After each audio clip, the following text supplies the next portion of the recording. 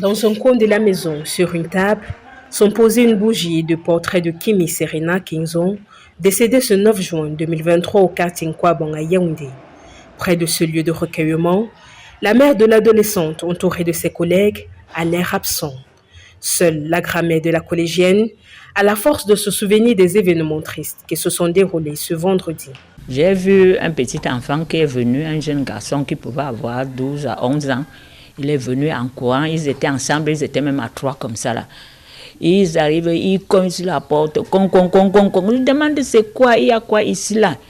Il dit qu'on cherchait la maman de Kimi. Kimi est morte, elle est couchée là-bas au carrefour.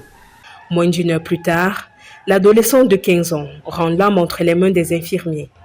Et quand je reviens, je trouve que les infirmiers ils avaient un air abattu. C'est là où j'entre. On me dit, maman, on veut un homme. Tu es avec qui? Elle dit que dites-moi ce que vous voulez me dire. Cette famille a été la plus touchée par le drame de vendredi dernier. Outre la jeune fille décédée, la deuxième victime était de cette maison. Sur les 3 filles, il y avait ma nièce, ma petite fille et leur amie. Elle a très mal, elle boite même. C'est une grande blessure au niveau du genou. On n'a pas encore les moyens pour faire la radio. Et surtout comme elle voulait aussi composer. C'est le vendredi 9 juin dernier que l'accident s'est déroulé au lieu dit Carrefour Ministre à Nkwabong.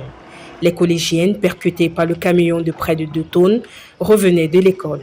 J'avais convoqué les élèves de première à l'établissement pour retirer leurs récépissés et les cartes d'identité scolaire qui devaient être suivies du réarmement moral.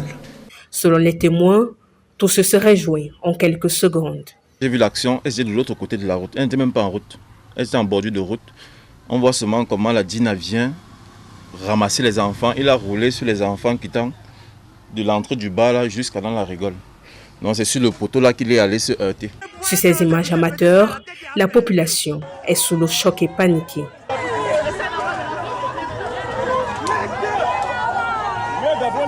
2 jours après l'accident, les traces de pneus de l'engin mortel sont encore visibles sur les herbes et la boue. Le conducteur, quant à lui, a été extrait des mains des populations en furie par les éléments de la brigade de gendarmerie de Nkwabong. Une enquête a été ouverte.